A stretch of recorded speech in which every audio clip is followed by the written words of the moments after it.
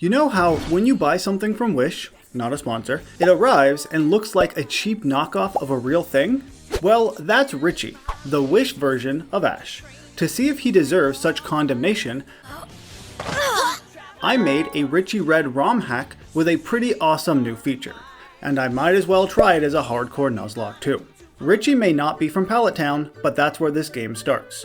Oak catches me on my way out of town to lure me into his lab with promises of free goodies. Thankfully, Ash has shown up on time so nothing untoward happens. Before getting a Pokemon, Oak gives us both Pokedexes and some unique Pokeballs. There are only two possible starters here, both are Pikachus. The first is clearly Ash's Pika, and the other one is good old Sparky. You can tell he's unique because of his awesome hair. Sparky, you're on! Pikachu! Pika! There's two? After nicknaming that Mon, Sparky pops out of his Pokeball to follow me around the overworld. This is not a change I could have done on my own, so a huge shout out to Viperio for making a Pikachu follower. It only works for Sparky in this ROM though. Yes, Sparky is way cooler than yours, Ash. Perhaps he's upset that my Pika is better because Ash walks all over Sparky trying to battle me. But my clearly superior Pikachu wins that battle no problem. This kid is delusional. In the Viridian Forest, I get my second Pokemon, a Caterpie named Happy. By the way, you may have noticed the Pokeballs are different from normal ones because Ritchie, being a 10-year-old, likes to put stickers on everything. I put these stars on them so I can tell they're mine. Oh, good idea. Happy quickly fully evolves into Butterfree. Happy! Woo!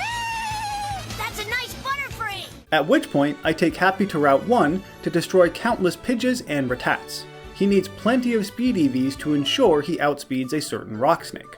Before that, let's meet up with Ash again. And our teams are identical, with the exception of his Pidgeotto. Sparky makes short work of that bird with Thunder Shocks, and almost takes out Butterfree, but ends up getting confused in the process. So I swap to my own Happy to confusion that bug, and several hits takes out the Pikachu without any real trouble. Yeah, we are basically copies of one another. This brings us to Brock, who praises me because I'm not Gary. I'll take it, I guess. This battle will rely a lot on luck. Not his Geodude. 2 confusions knocks out the literal Rock, who knows no rock moves. The real issue is Onix, but to plan for that, Happy levels up mid-battle and learns Sleep Powder. With those speed EVs, Happy outspeeds Onix to Sleep Powder, which hits thanks to Compound Eyes. And all I need is a few turns of sleep. Onix obliges me, and Happy wins without any trouble. A single Rock Tomb here would have ended my whole career. We make our way through Mount Moon, and Sparky learns how to punch, but really hard. Let's test it out on Ash, who admits he only beat Brock because of a fluke, unlike me. Sparky once again Thunder Shocks Pidgeotto, and because of the level difference, Butterfree is also defeated quite easily after an unnecessary paralysis. When it comes to the 2 Pikas, Sparky slaps him around just like the Pika clone from the first movie. Yeah, that was a sad scene. Anyway, I win without Happy even doing anything. Ash lets me know of an abandoned Charmander up here, who I quickly find and catch. Zippo, I choose you! I dub thee Zippo, whatever the heck that means. He promptly evolves, not that it'll do any good against Misty. Now, these are the only 3 Pokemon we know Ritchie had during his Indigo Plateau attempt. He must have had 3 more in order to actually participate, but aside from a possible unnamed Spearow or Tentacool we see here, I have no idea what he had. He does also mention in the dub about owning an Eevee at one point. I need some advice on how best to evolve my Eevee and was kinda hoping the professor could help me. But it's not named, and it's also not part of the Japanese version, so it's non-canon. We will get 2 more non-Kanto Pokemon, but first it's on to Misty, who is officially the Cerulean City gym leader again because her sisters are irresponsible. And it would be irresponsible of you to not subscribe to the channel because you'll miss awesome ROM hacks like this one. Sparky zaps Staryu, who wastes his only turn to harden. Misty heals, but the first star is defeated quite easily. Now Starmie could one-shot with a crit Water Pulse, so hopefully that doesn't happen. Sparky survives the hit to Thunder Wave. I then pivot to Happy on a Swift. That paralysis means that Starmie can't be put to sleep, but Happy now does outspeed. And with an Oran Berry and Thief, my bug defeats the quite intimidating star. North of Cerulean, Bill tells me a tall tale about this giant Dragonite that certainly never happened. Who would believe such a thing? In Diglett's tunnel, you can obviously find Diglett, but now, wild Larvitar also abound. When Ritchie made a brief appearance in the Johto region, he had a new Pupitar called Cruz, whose cry leaves something to be desired. Pupitar! Pupitar! Regardless, it helped him defeat Team Rocket and save a baby Lugia. Though, I thought legendaries couldn't lay eggs, so I'm not sure where baby Lugias come from. I do catch Cruz, and with a team of 4 Pokemon head to the SS Anne. Ash has already beaten Surge, meaning he now has 3 Kanto starters. First is his bird, but there's nothing new there. I do let Ash's Pokemon evolve to make things more difficult, by the way. After a single Ember, Sparky runs away in place of Cruz. Dig would not be a one-shot, so I try to do some chip with Bite, but fail miserably. After a Metal Claw, it's clear he needs to leave. Happy puts him to sleep and hits with a few confusions, but I'll need that bug healthy later, so I pivot again to Zippo. He wins with Scratch and Confusion damage. Happy is my only real chance against Wartortle, even though Confusion is not very strong. He does end up victorious, but he took a lot of damage in the process. Cruz may have been a huge disappointment against Charmeleon, but he partially redeems himself by digging on Pikachu.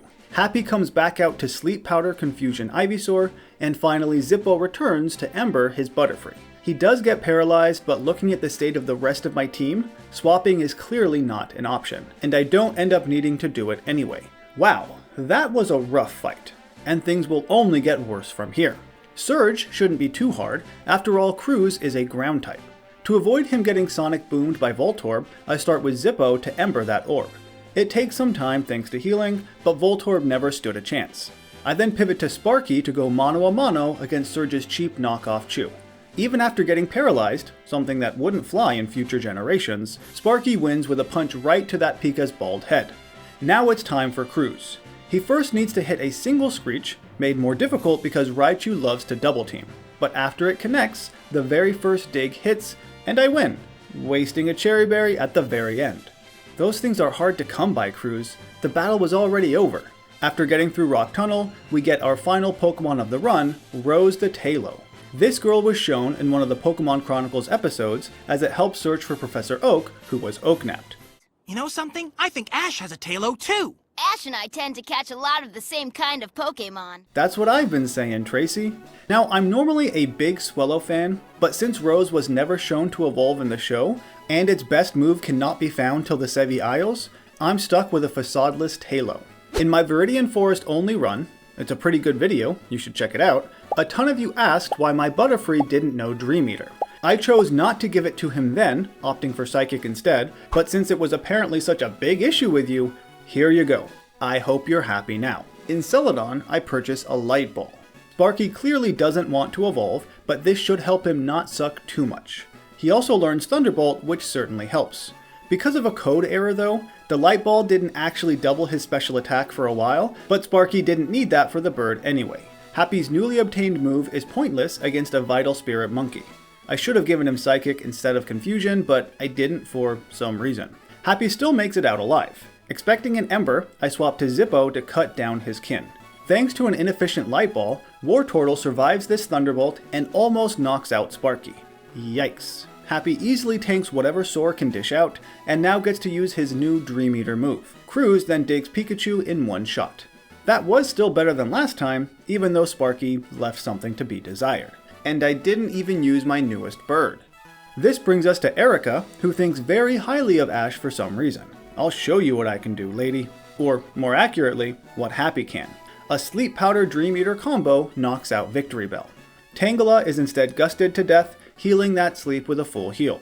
Vileplume wakes up a bit too early after a Dream Eater and paralyzes Happy. Acid gets him down kind of low, but a single gust finishes it off, and I get the 4th badge, along with Giga Drain. Finally, an effective way to deal with rock and ground types. Sparky doesn't quite understand how spin panels work, but with the ability to simply walk through walls, who needs them? Now Giovanni shouldn't be too bad, neither his Onix nor Rhyhorn can take even a single hit. Scared of a Mega Punch by Kangaskhan, I pivot to Cruz on a Tail Whip. He tries to Screech, but never gets a chance thanks to said punch. Man, he was one level away from evolving too. Well, alright, time to risk Happy, I guess. Putting this Kangaskhan to sleep isn't the safest option since she has Early Bird, but I don't have any other choices. Happy does manage a single Dream Eater, but his defense is lowered twice, so I need to pivot to Sparky. Her Thunderbolt is quite pathetic. Again, the Light Ball isn't yet working, and she is straight up punched to death. Okay, at least Kang got paralyzed, which now means no more sleep, so no more Dream Eater. That is unfortunate. I wouldn't have had that problem with Psychic, just saying. Anyway, Happy is also punched, so that's the end of that. I completely wipe because for major battles, I match opponent team sizes. Rather than restart, I still do have Zippo and Rose in the box, so let's see how they can handle that giant monster, if I can even get that far. Zippo, who can't evolve for the same reason I still have a Tailo, breaks the Onix like a brick in 2 hits, and the Rhyhorn too. Things aren't looking great against Kangaskhan, but for some reason, she bites instead of punching, and Zippo wins. So all I had to do was spam Brick Break? That's really unfair, and could have saved me 3 deaths. Well, now I can take these 2 survivors all the way to the Elite Four, after defeating Ash and Silphco. But my plan doesn't go well, as Zippo is immediately Wing Attack crit. Well, that's unfair. Alright, Little Rose, it's all up to you. He is burned, activating Guts, so Return is pretty strong all things considered. I accidentally forgot to evolve Ash's Wartortle, but it survives the first hit anyway. Against all odds, Rose still has 1 HP, and Aerial Ace's Venusaur for the knockout, allowing him to see the finish line before dying of burns. And that, my friend, is the end of my first attempt. Time to restart the entire run. But this time, I'm not going to lose. At least, that's what I tell myself, as Brock's Onix wakes up after a single confusion and squashes Happy. Sparky tries to do something, but it doesn't work. So I wipe a second time. Okay, let's restart again. On this attempt, Onix again wakes up after a single confusion, but he got confused and hits himself, allowing Happy to smash that rock gym. I decide to beat Misty before getting Zippo this time, and Happy coasts through that gym, winning first try for the second time. Cruz grounds his way through the third gym, and this time I decide to allow evolutions, because technically, that option won the poll that I made months ago when I alluded to this run. Sorry it's taken so long. So Rose quickly evolves into Swellow. By the way, this time around Rose has an adamant nature, so maybe that's worth a restart or 2. After all, she uses Return and Aerial Ace to completely destroy Ash's Pokemon Tower team. And because she's already on a roll, I do the same thing to Erica. Before attempting to beat Giovanni again, Cruz evolves into Pupitar. Hopefully he can stay alive this time. Pupitar! Happy defeats his rock Pokemon, and Cruz is once again tail whipped, hitting with a much weaker than expected Brick Break. With -2 defense, I need to swap. Rose is bitten when she comes out, which in the Pokemon world is way better than getting punched. Not so much for people though. Either way, a Return knocks out my real rival in this game. That Kanga was a beast. After Zippo evolves, we get to Silphco, but this time I have a full team of 5 Pokemon. Hey, it's still better than 2. Sparky is quick attacked, but still bolts the bird. She would likely not one-shot Blastoise, so I pivot to Happy, who eventually puts him to sleep to Giga Drain. It spams Protect a few times first. Cruz once again takes on the Lamachoo, and Flying Zippo can easily defeat Venusaur once he wakes up. Ash also has a Haunter, we're in Saffron after all, but it does nothing. Zippo deals a bit of damage to his kin with Wing Attack before swapping to Cruz. He misses the first Rock Slide, but I need to just stay in and hope for the best. The second one connects, defeating Ash and officially getting past where I was on the first attempt. It only took several more hours. Unfortunately, there is another Giovanni battle, so he gets another chance to knock me out. It starts off solidly enough, with Nidorino and Rhyhorn quickly falling to Happy. This time, Kanga chooses to Rage Out instead of punching, and Cruz easily takes her out with Screech and Brick Breaks. He does still have Nidoqueen, but Zippo makes short work of her with Flamethrowers. What was I even worried about here? Sabrina has had a change of heart after battling Ash, so I don't get turned into a doll. While her Psychic Pokemon are normally concerning, Rose outspeeds, and with the Guts boost, blows through all of them. Even without Facade, Swellow is still pretty awesome. For Koga, I begin with a charcoal hitting Zippo. Flamethrower one-shots his first Coffin. Rather than attack, Muck chooses to raise his defense, which is fine by me. The second Coffin goes the way of the first, And finally, Weezing is just strong enough to survive Flamethrower, and he heals a few times, but there's nothing more he can do. In the show, Blaine's gym is in a literal volcano, but I think a building is more in line with OSHA regulations. With her Light Ball, that actually works now, Sparky one-shots both Growlithe and Ponyta with Thunderbolts. Rapidash is another matter, but Cruz comes out to Rock Slide easily enough. He screeches Arcanine before swapping to Zippo. With -2 defense, I had hoped Dig would one-shot, but it was just shy. That's fine, 2 wing attacks does the job. Finally, it's time to battle Giovanni yet again. But this time, he doesn't even have a Kangaskhan. Happy starts by Giga Draining his 2 Rhyhorn, and even outspeeds Doug Trio because he's relatively quick, but more importantly, 8 levels higher. Nidoqueen is put to sleep, but Dream Eater fails thanks to a full heal. Again, this is why Psychic is sometimes a better option. We try again, and this time Dream Eater does it. Last, Nidoking does not get full healed and dies in his sleep. That was an anticlimactic final gym, just the way I like it. Ash and I have a quick meetup before the Indigo Conference, which starts the same way every other battle has. This time though, his Charizard knows Earthquake. Zippo deals some damage before swapping to Cruz. Cruz again baits out Earthquake, allowing Rose to switch in safely and return. I forgot I gave Blastoise Ice Beam here, so bringing out Happy like that wasn't the best move. Still, between Sleep Powder and Giga Drain, he gets fully healed before being Ice Beamed again down to half health. I need to pay more attention to the code that I write. Pikachu survives Cruz's Rock Slide this time, not sure how, but the second one knocks it out. Last is Venusaur, but once again Zippo easily defeats it. With that battle out of the way, I get through Victory Road and immediately start our Elite Four challenge. Sparky has a good chance to one-shot Dugong, and thankfully she does. Cloyster and then Slowbro are both guaranteed to fall. Lapras will certainly survive, but I'm expecting a Confuse Ray, which is exactly what happens. Now Lorelei heals, and I get a safe swap into Happy. Sleep Powder does not miss, thankfully, as I then swap into Zippo. He has a free turn to Sunny Day, and then he starts to Flamethrower. He shrugs off a Confuse Ray and knocks out Lorelei's scariest Pokemon by far. Jinx immediately then falls to a Flamethrower. In between fights, Cruz finally evolves into his ultimate form. But being quad weak to fighting, he can't do much for this upcoming battle. Instead, I lead with Happy to Giga Drain Onix. This brings out Hitmonchan, who I Sleep Powder before swapping to Rose. She easily knocks him out with Aerial Ace. Now Machamp is stronger, but hoping for a Scary Face if I don't one-shot, Rose flies, and it is barely strong enough to take it out. Hitmonlee falls to Aerial Ace, and Happy tanks a pathetic Double Edge from this weak Rock Snake, and then Giga Drains once again. For Agatha, Rose's Fly is once again just barely strong enough to take out Gengar. Golbat is returned, but this brings out an intimidating Arbok. Cruz can take a Sludge Bomb and waste a Lumberry in the process. Since Happy gets screeched on the swap, I need to pivot again to Zippo. He has Earthquake that with the sand damage knocks out Arbok. Gengar's Sludge Bomb is pretty weak because it's based on physical attack, so Zippo has nothing to worry about here. Haunter then falls in a single hit, defeating Agatha. For Lance, I clearly start with Sparky getting an unnecessary Thunderbolt crit. Zippo tanks the Dragonair's Hyper Beam on the swap like a boss. His non-Dragon Claw knocks it right out. Hopefully, Aerodactyl does not get an Omni Boost here against Cruz. He does get a crit, but I prefer that over the boost. The second Dragonair barely survives Ice Beam, tries to paralyze Cruz, and is buried in the sand. Now, I'm not in the best spot here, because Dragonite's Outrage is a concern. I decide to risk a hit and see what Ice Beam does, but Cruz somehow outspeeds? He is jolly, but even that shouldn't let him outspeed. This Dragonite must have like 1 IV for speed or something. Anyway, Cruz somehow beat him too.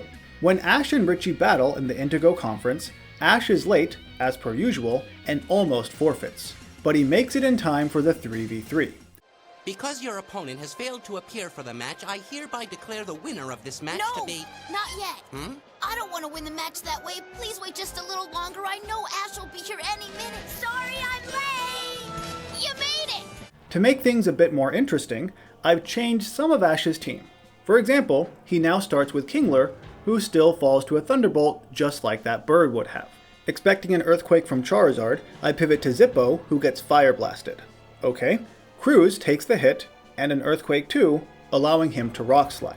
Happy is Hydro Pumped in the face on the swap, but heals a decent chunk with several Miracle-seeded Giga Drains. Once he's down to the red, Ash is likely going to use a full restore. That gives me a chance to swap back to Sparky. With the sand damage Blastoise has already taken, Thunderbolt should be strong enough, and it is.